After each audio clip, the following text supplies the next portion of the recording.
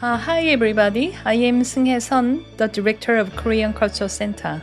Today, we are going to share our ideas about Korean studies here and Korean history studies here, and also the recent Nobel Prize of Hangang. It is my great honor to have Professor Anders Karlsson of SOAS for discussing about Korean studies and Korean history in the United Kingdom. 교수님 안녕하세요. 네, 안녕하세요. Thank you so much for coming to our dialogue program. Thank you. It's my honor to be here. So my name is Anders Karlsson, and I'm a senior lecturer or associate professor in Korean studies at the School of Oriental and African Studies, where I work on Korean history, but also teach in general about Korean culture and society, and also some Korean language as well. How long did you teach here in SOAS? So I came in the autumn of 2000, so for 24 years. Wow, I've 24 been here years, now, yes. yeah. I moved from Sweden and I came here. From Sweden to Yes, here. yes. And then just you start teaching Korean history here for more than 20 years. Yes, Yeah. yes. So today I want to have a kind of share our conversations about 5 key topics and for our discussions. My first question is history of Korean studies in the United Kingdom. So in the United Kingdom, like in many other European countries, I think Korean studies comes out of an academic tradition that focused a lot on philology, on language. So in the beginning, a lot of the focus for Korean studies would have been on language, also on older forms of language as well. And then the earliest disciplines would be using that language, it would be using your knowledge of both contemporary Korean language, but also older languages, to look at history, to look at literature. So Bill Skilland, the first professor at SOAS, as he worked on classical Korean literature. So that's the beginning where it started from. But of course, over the years, it has expanded a lot. Many other disciplines that we can see as well. And of course, the last 10 to 15 years, a really kind of explosion and a lot of interest in more screen culture, popular culture, bringing in more kind of cultural studies, maybe social sciences into those kind of interests as well. As I said, it is quite exciting. Just the first in Korean language, and then Korean classical languages, and then now you mentioned about 15 years ago and 16 years ago, those Korean studies and kind of expand to some kind of areas of films and social and political studies. And do you feel any kind of special turning point and any reasons? And those Korean studies are kind of expand in the areas in interest in the United Kingdom?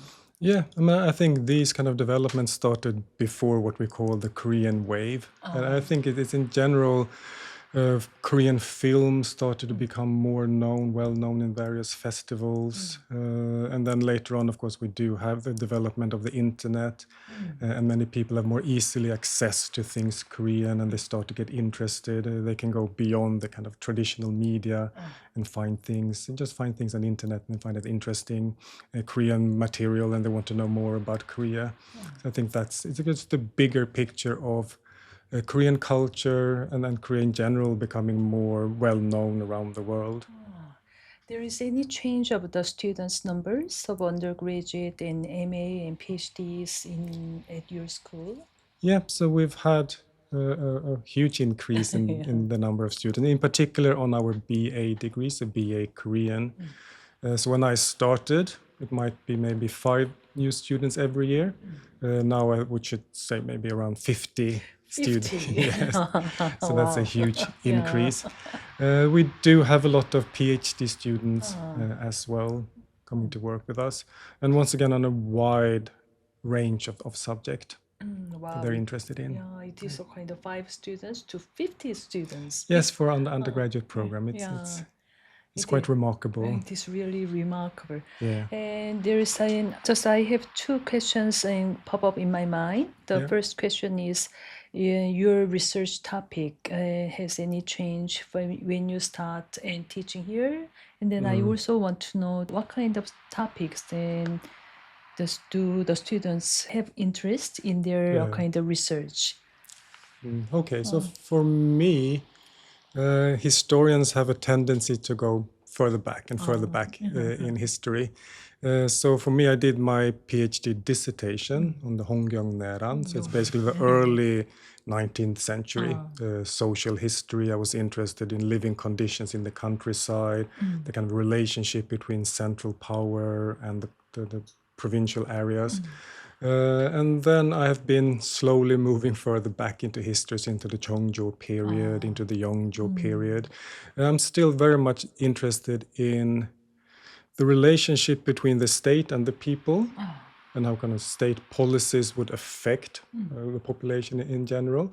So I've been looking a lot into agricultural situation, looking into crop failure and famine in the countryside, something that becomes a prominent problem when we do get into this period. So what did the state do? What kind of policies did the state provide? How did they help people in times of famines? And also in terms of other disasters. We could also see more frequent floodings from the late 18th century onwards. So once again, what did the state do? How did they help people? How did they try to prevent these things? So I'm moving slightly backward in time, a slightly changing topic, but it's still the same kind of areas that I'm interested in. And I'm also done a lot of work on more legal history. Legal history. Legal history as well. So once again, it's very much the relationship between the state and the people. So how did the state try to maintain social order, social control, and what were the kind of limits in terms of what they could do, but also how did people react to what the state did in terms, as I said, of trying to keep social order. It is quite an important topic, the relationships between our kind of state and people. I think just you mentioned your history studies just go back to past, but that topic is still and is very live in Korean society. Yes. And could you please say what is the kind of Korean style of relationships in between state and people? If you compare other kind of China, Japan, or other European countries? I do think that in the Korean case, and I do think that is a tradition going back into Joseon period, we have that kind of public discussion going on very much. A lot of people are engaged in political issues. And of course, if we go back to the Joseon period, we can see that as well. So we do have many intellectuals. They might have positions in the bureaucracy, but as independent intellectuals, they would also discuss these kind of matters. So I think just the constant presence of a lot of discussion about social issues, a lot of discussions about political issues. I think you could see that as some kind of tradition. I said, yes, as an historian, I tend to go back in time, not up in time to the modern times. But yeah, that would be my view. And you also asked about our PhD students. So overall, I would say in our school, and I think that would be the same in many universities, there has been this shift towards more modern, more contemporary topics that students are interested in. I still do get students that are interested in the Joseon period. They want to look at more traditional topics. And it could be many of them are interested in intellectual history, religion around that time, how Confucianism worked, but also social issues. I have students who worked on the Nobi system a little bit. I have one student now working on Yeolyo, the virtuous women. Another student just started and she works on the 19세기 수렴 정정. So those kind of issues as well. So many students, it's not so much the kind of traditional political history, that they're rather looking at more kind of gender issues or these kind of more social issues in their research. And that's for me. And then we have, of course, other colleagues at SOAS have students that work on modern Korean history, working on North Korea, working on Korean art history. It's a wide range of topics. Yeah, it is quite impressive because you mentioned and your research topic is you mentioned public discussion and Korean intellectual, a kind of Yeah. some reaction or Yeah. discuss. I think it is quite similar in these days. Our kind of public discussions and go to the internet.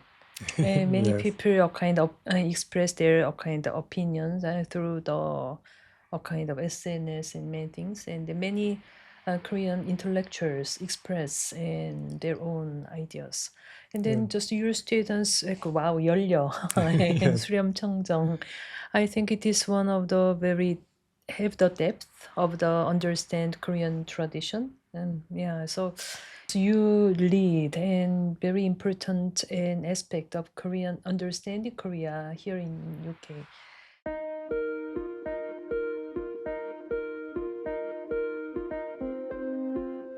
As you might know, my kind of undergraduate in specialty and major was in aesthetics. Yes. Yeah, still I have my kind of lifelong interest is aesthetic, Korean aesthetic. Yes. And then when you teach, when you kind of research in Korean history, can you apply the terms of some Korean beauty of Korean culture in Korean history? Yes. So I think there's a growing recognition that, as I said before, this kind of more traditional, chronological, political history isn't that engaging for students. So for the last couple of years or longer than that, for me and other people teaching about Korean history, just trying to find different prisms, aspects to look at Korean history from. So having more kind of thematic approach rather than kind of chronological, political, historical approach to it. So for me, just or for others, might be looking at gender as a prism through which to look at history, might look at the body, environment, space, all of these various kind of themes that you can look at. And of course, aesthetics and beauty could be one of those prisms through which you can look at history beyond art history, because you can bring in a lot of other areas into that as well. And just looking at the sensibilities of writers. I mean, you could argue for the kind of sensibilities in terms of philosophy, the beauty of certain philosophical ideas could be possible as well. So I do think that would be an interesting, I haven't done it yet, but an interesting kind of angle and prism, another theme to look at history from. Yeah, because in these days, K-pop and a kind of Hallyu Yeah. is it really attract and just global audience. I think that is the one a kind of aesthetics. K beauty is there, a kind of some beautiful woman, of course, but sometimes inner beauty and some mind, or sometimes a kind of very fashionable things, or singing or dance. And then sometimes very struggling and just painful history, but we can overcome just the Korean people and overcome some difficulties. We feel some of the kind of human, the beauty of just our lives. Yeah. And so it is but I am quite happy. And you told me, and beauty is one of the theme, very important theme to research in Korean history. I do think so. I mean, as long as we don't reify it and define, so this is Korean beauty, but just see that as an opening point into look at various aspects of history. I think that can be very fruitful. Yes.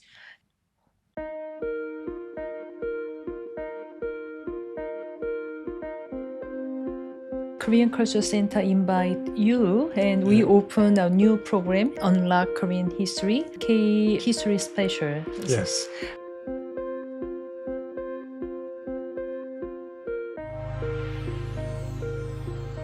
So what is your perspective on Korean history through Korean literature, film, and dramas? Yes. I think that, once again, dramas or films or screen culture in general has the ability to engage people. So they start to get interested by watching that, and they want to know more. So once again, it's opening up that kind of interest. And there are a lot of good films, a lot of good dramas that are, from an historian's point of view, quite solid. And it doesn't matter if it's slightly fictional, as long as it's not fantasy. But then I think it's very useful to use that in terms of teaching. And a lot of these films or dramas, of course, they do a lot of research into it. So you have all of this kind of content, and you can zoom in on, you can focus on certain aspects of Korean society, of Korean culture, a lot of various aspects you can just draw out of this. So that's what I'm trying to do. So when here at the Cultural Center, I chose the film Sado, about Sado Seja. And once again, there's so much interesting you can talk about. So I spent one of the lectures just talking about the background and then what's going on at court, bringing in the kind of politics and just trying to understand. So Yeongjo, why in the end did he have to do what he did? And then in the second lecture, just bringing out cultural and social themes that you could see in it, and the role of education, in particular the role of education of the crown prince would be important, just Confucianism and what that meant for being a king, being a sagacious Confucian king. Sado Seja got interested in Taoism and then shamanism, so just looking at those kind of other religions that in a sense had a kind of slightly conflictual relationship with the dominant Confucian ideology. And we have all of these very important women at court as well. So just understanding what were the role of women in the Joseon court. So a lot of interesting kind of themes that you could look in by using one film only. And there are a lot of interesting films or dramas that you could use. Dramas are more difficult because of the length of them. It's easier with the film. And then I just in Yeongjo, Jeongjo is one of the very important in period because and there are many stories about the King Yeongjo and Sado Seja and Jeongjo, but Jeongjo developed the Gyujangak. So he is one of the king who strongly believe the power of intellectual ones. And I know just he has a lot of interest and just about a kind of recent, at the time, very contemporary new and science informations from Europe and from many other places. Yes. For me, as I said in the beginning, my research interest is really into the relationship between the state and the people. Of course, that would be also with the king and the people, and both Yeongjo and Jeongjo are famous for how they try to reformulate the position of the relationship between the king and the people. And those kind of areas that I'm interested in, so the legal system, and Yeongjo is famous for prohibiting various forms of torture and other forms of legal reforms that we can see as well. Or in terms of famine relief, that system became much more elaborate during the Jeongjo reign. And he introduced really interesting policies for orphans as well, King Jeongjo. So those kind of research issues that I'm interested in. It's really interesting to look at both Yeongjo and Jeongjo, and also trying to explain them from a more kind of political historical background as well, why these kings had this attitude, why they wanted to, as I said, reformulate the relationship between the king and the people. But personally, in Jeongjo is a very struggling from his own life because the father and mothers and the grandfather. How do you kind of in the history always sometimes history is very state and people, but sometimes the history is very personal story. So how can you interpret in Jeongjo's time and from his personal and life point of life? I mean, so the film Sado, I mean, it follows very much Han Jung-nok, so the memoirs of Haegyang Hongshi. And in that we do get the very personal story. Of course, focusing mainly on Sado Seja, but we do get an understanding of the personal story of Jeongjo as well. So I actually think the film does that very well. So you get that very personal story from the film. And in my lectures, then I just try to provide a bigger picture, understanding why we had this personal tragic drama developing at that time.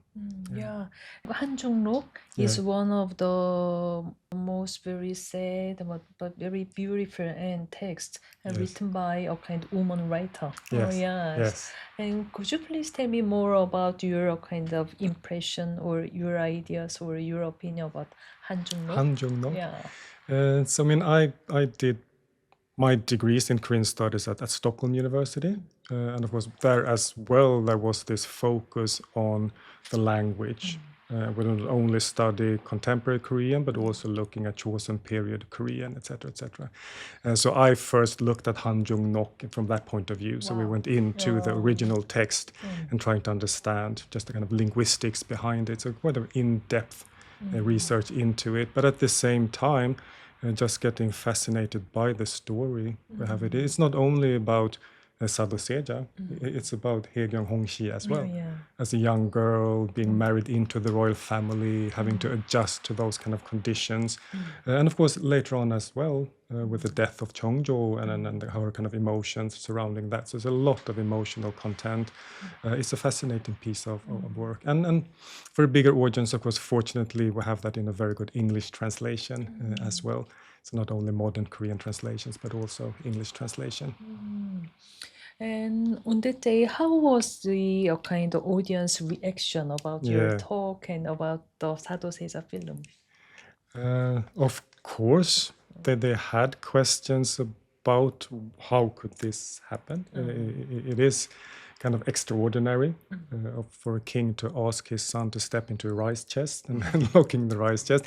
And I've tried to explain, of course, why Yeongjo felt that need, but they were just interested in why specifically that. And they're just trying to once again explain it from a kind of legal historical point of view. What kind of options would they have or Yeongjo have to deal with the situation? Trying to explain it that way. But then a lot of questions just in general about that period, about Korean history. And that is a fascinating part of the Korean wave or Hallyu, is that young people, they get interested in Korean pop music. But then they develop all these other kind of interests as well. So it seemed from some of the questions that these students, young people, were quite knowledgeable of various parts of Korean history, because they go by themselves, they go onto the internet and they find things. So they wanted just me to develop further about a lot of different aspects of Korean history. And so we had a long and interesting kind of discussion afterwards. Yeah, and this after I arrive in London, I feel many K-pop fans and have interest in Korean history and Korean literature and just in many other and Korean cultures. So I think it is right time to share our ideas. Yes. Yeah, Yes, I always make that argument as well. So we should provide for these young people that are interested in Korea all these different aspects of Korea. So it might be, yes, that they get to Korea through popular culture, be that music, dramas, or webtoons and these kind of areas. But we should, in terms of what we provide as scholars from Korean studies point of view, provide much a broader palette, a lot of things that they could get more information from. So we shouldn't focus on those areas that their initial interest is in, but rather help them to develop broader and deeper interest and understanding.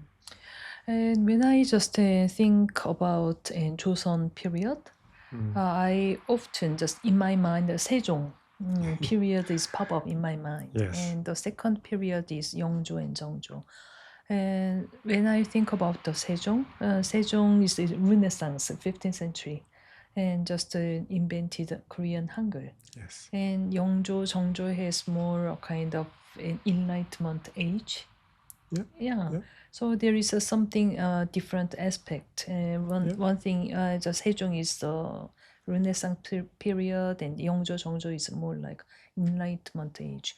So do you have any kind of just plan to go to Sejong period with the films and? I'd be very happy. I must admit that off the top of my head, I'm not sure which film I would use for the Sejong period, but there are a lot of interesting things to talk about on Sejong.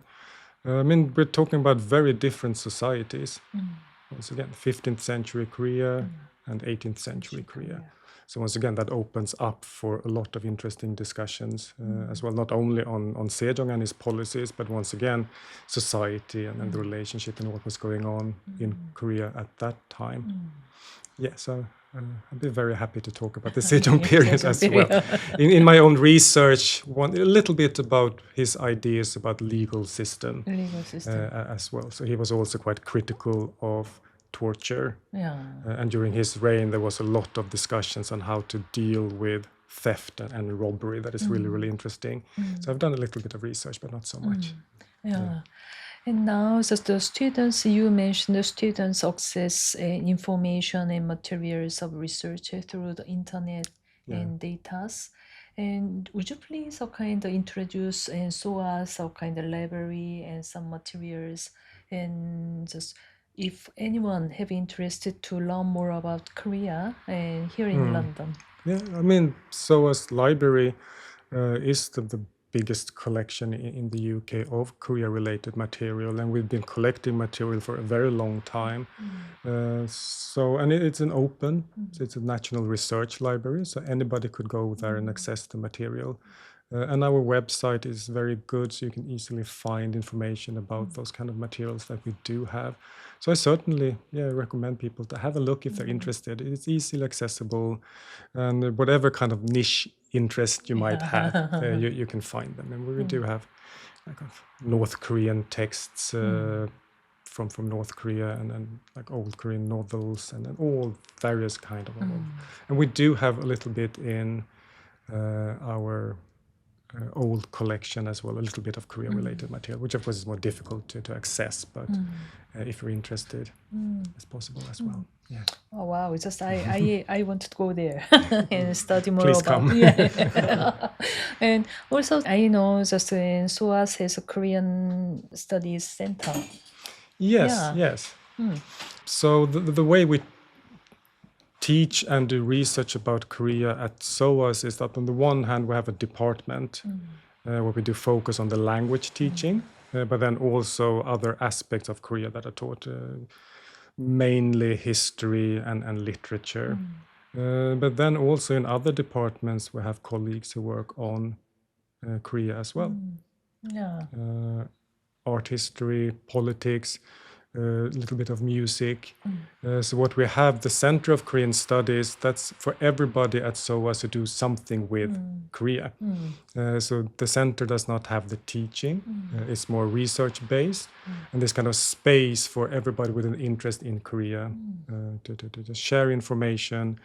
And we arrange seminars and conferences that are open to the public as well.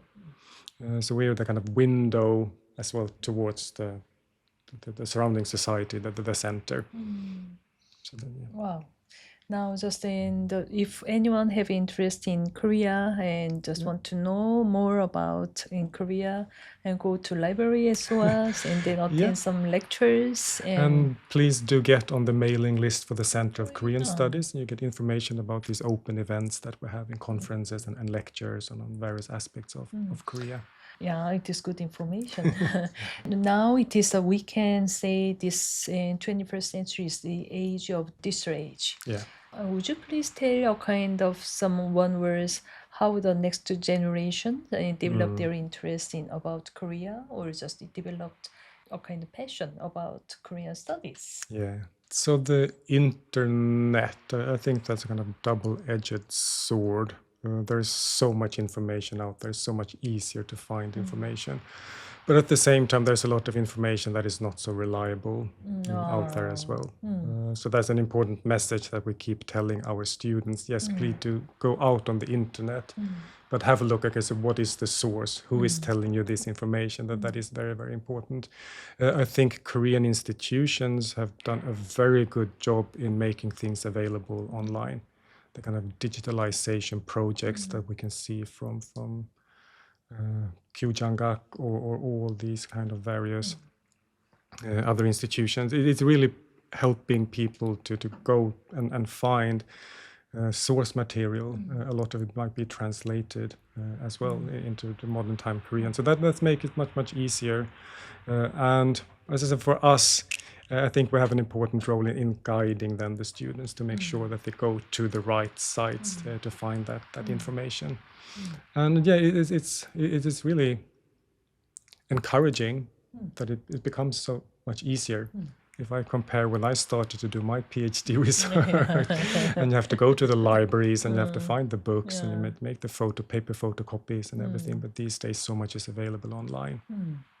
Yeah, it is quite good point. What is the kind of good information or where from? This information comes from where? Yeah, I mean, if we look at Korean history, there wouldn't be that much disinformation, but it's, just about how reliable is that information that you're getting. Yeah, I think it is one of the very important key in when we research in Korean studies in 21st century. Yeah.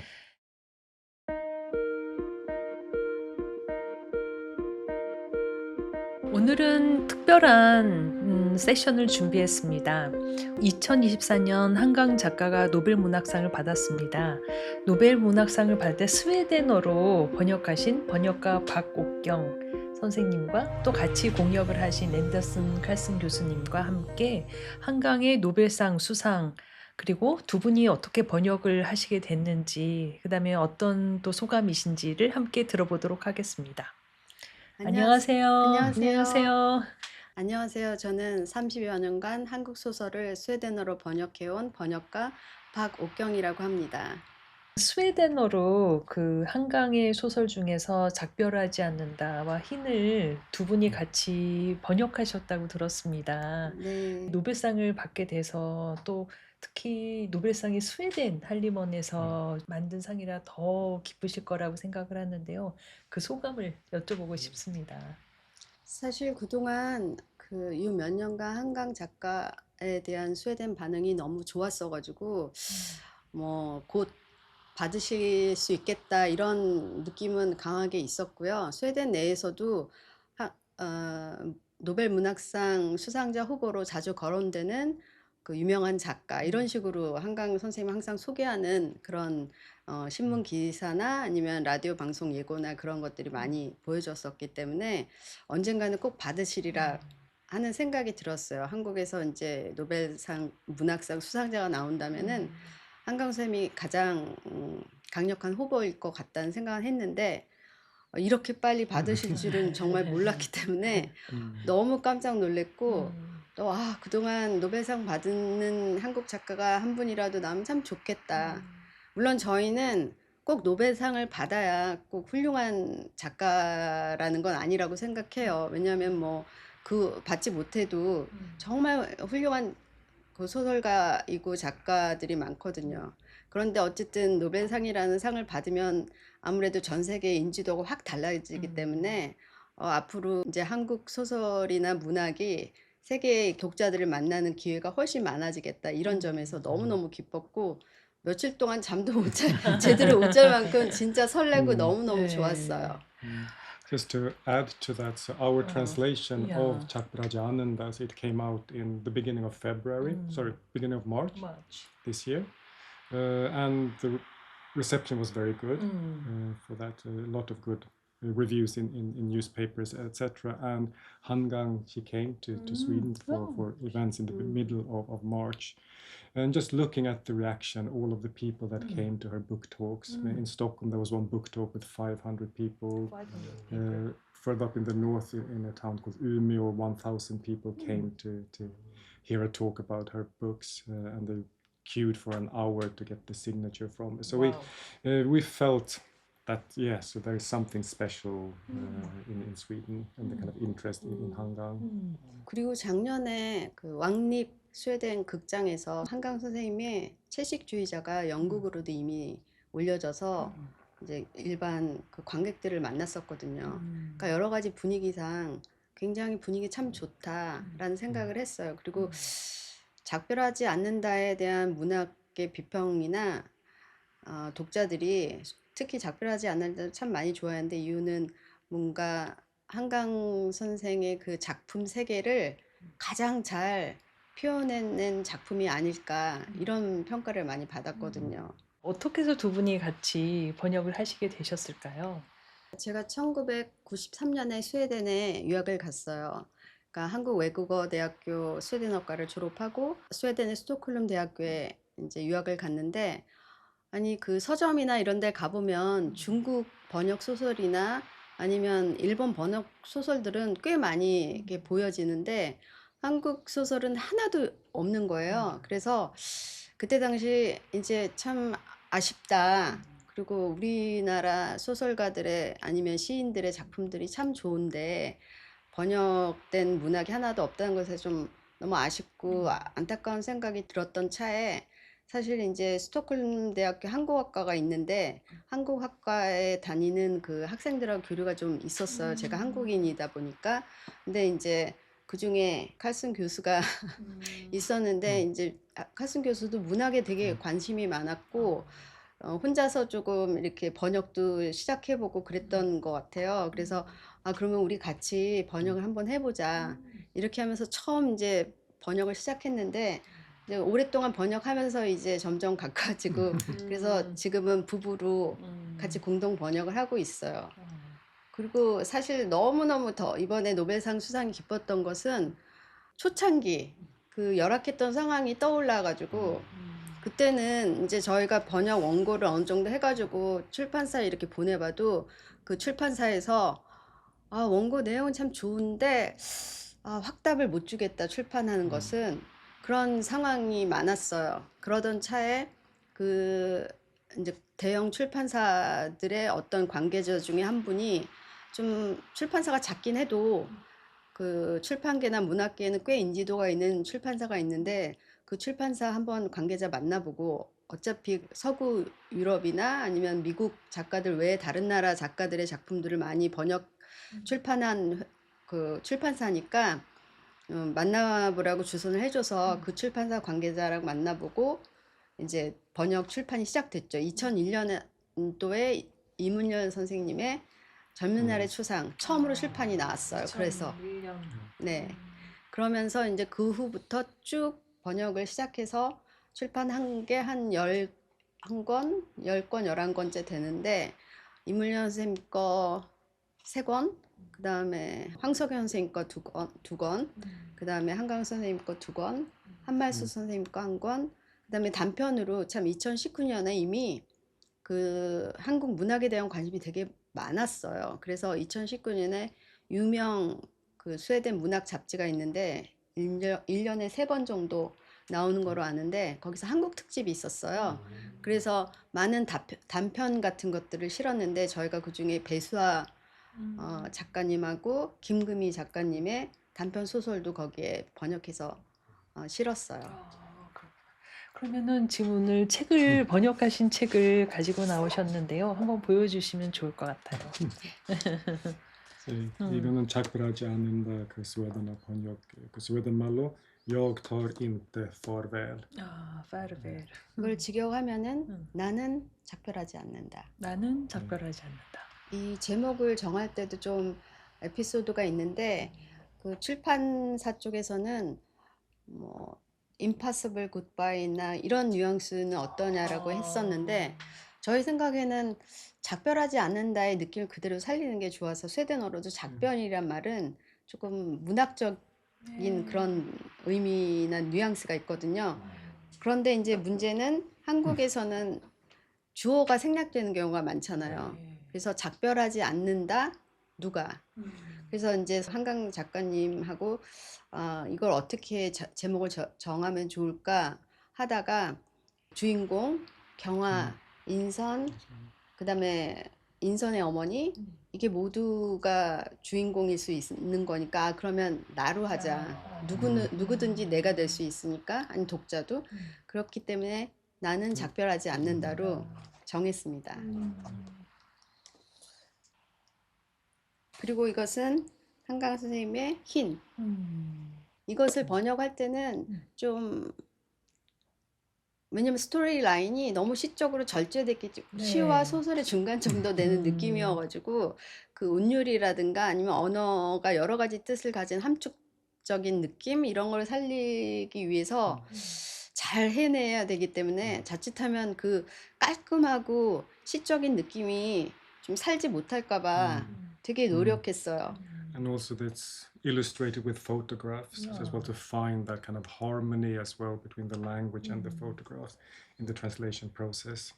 And to think a lot about that. 좀 재미없는 농담이 나와요. 짖지 않는 개는 안개. 그런데 이거를 어떻게 번역을 해야 되나? 그렇다고 뭐 barking dog is fog 이렇게 할 수는 없잖아요. 전혀 다른 의미가 되니까. 그래서 막 고민하다가 옛날 스웨덴 농담이라고 그래야 되나?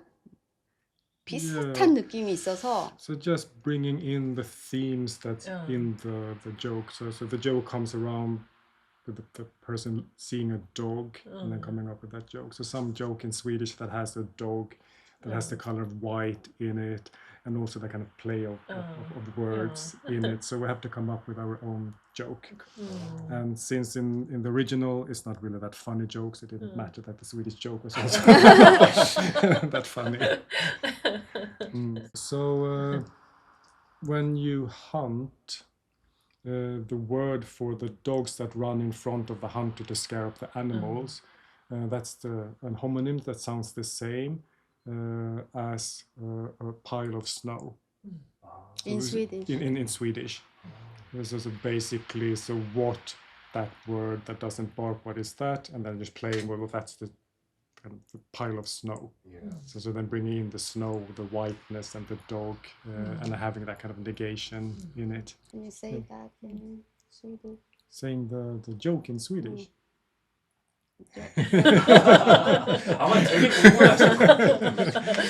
Så vad är det för drev som inte skäller? Ett snödrev. That's the joke. drev. 그래서 그렇게 번역을 했어요. 그래서 그런 거를 이제 고심하고 좀 없는 거. 어떨 때는 식물이나 이런 거 번역 중에는 식물 이름 한국에는 있지만 외국에는 없는 거, 스웨덴에 없는 거. 그런 건 또 식물에 조예가 깊은 누군가한테 좀 물어본다거나 그 여러 가지 호칭도 그렇고. 그래서 이제 그런 것들을 고민 많이 하게 되긴 하는데 내용은 사실 그다지 어렵진 않았어요. 내용을 하는 거. 이게 작별하지 않는다 같은 경우에는 제주 방언이 많이 나오잖아요. 제주 방언. 근데 그래도 대충은 이해가 되더라고요. 전체적인 뜻은. 근데 이제 한강 선생님이 그 제주 방언 그 리스트를 보내주셨었어요. 그래서 그것도 도움이 됐고. The biggest problem was how to relate that into the Swedish translation. So it's very difficult to translate a dialect like that, but it has such an important role to play in this book. So we have Kyung in the beginning talking about that kind of, what is the word that she uses, the kind of the warmth and of that language that is being used, while then talking about quite difficult things. And so we wanted to have it represented in some way in the translation, but not being as a kind of barrier that just sounds strange in Swedish translation. So we tried to find small nuances in the word choices, and just to see that this is different from the rest of the narration. And so when these people talk, it has a different quality, a different tone in it. It was not easy. 그리고 사실 한강 선생님의 이 소설을 번역하게 된 계기는 물론 저희도 번역하고 싶었어요. 한강 선생님 책을 오랫동안. 왜냐하면 저희가 처음 한강 선생님을 만났을 때가 2013년이에요. 그때는 그 번역원 주체로 문학 기행을 했었거든요. 그때 이제 그 여러 작가님들을 모시고 이제 북 토론도 하고 책 토론도 하고 했었는데 그때 한강 선생님도 오셨어요.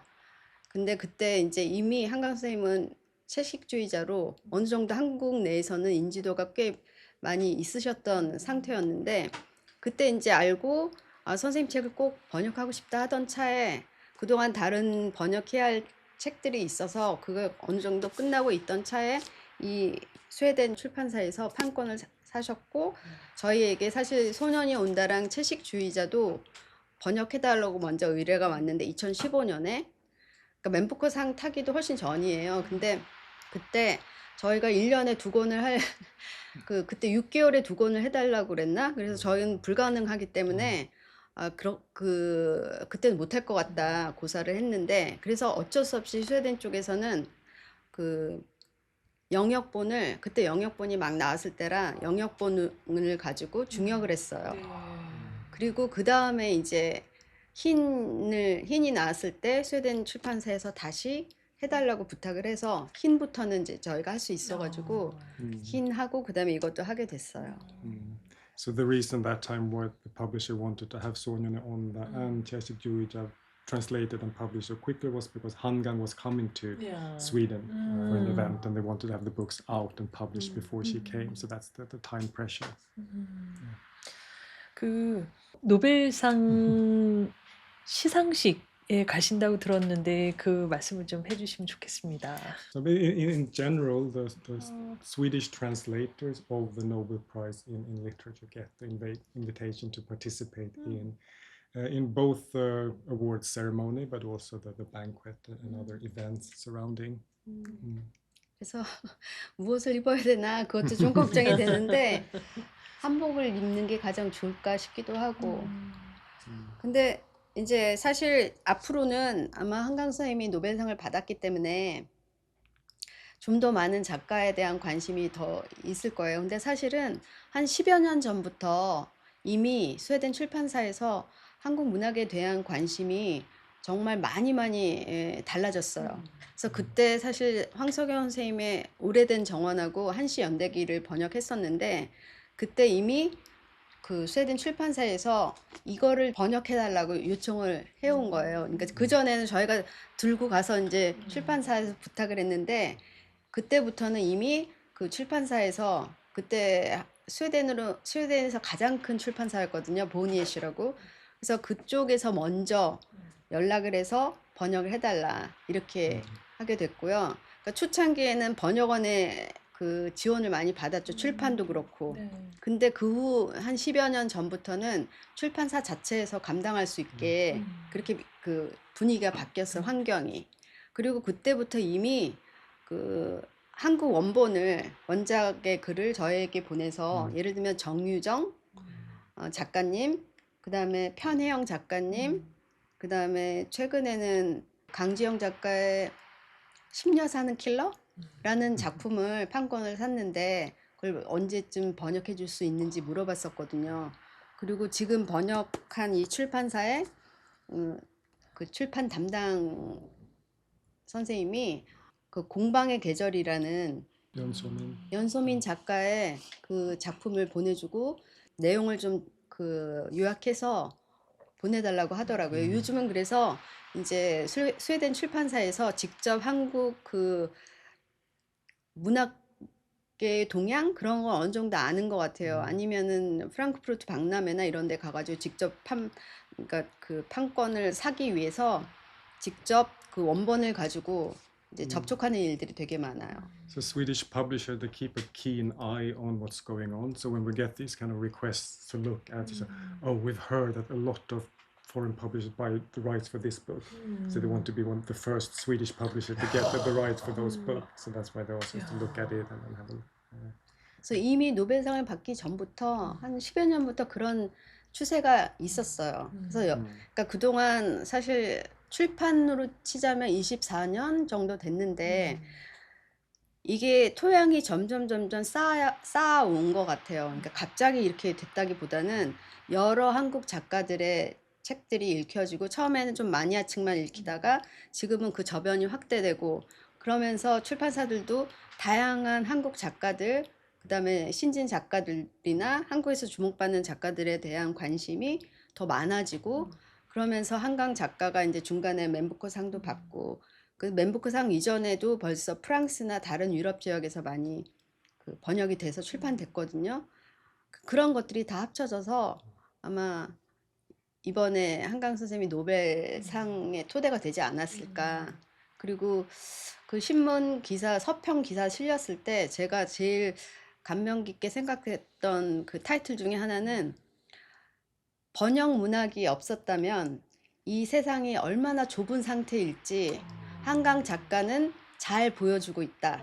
이렇게 그 평을 했더라고요. 그래서 그리고 정확히 꿰뚫고 있는 것 같은 게 어떤 서평에서는 뭐 폭력, 학살, 뭐 고통, 트라우마, 절망, 아픔 이런 것을 다루고 있는 책이 주로이지만 한강 작가의 책들은 그러면서도 뭔가 우리에게 따뜻함을 전해준다라는 그런 말도 있었고 그런 것들이 정말 잘 표현되고 있는 것 같아요.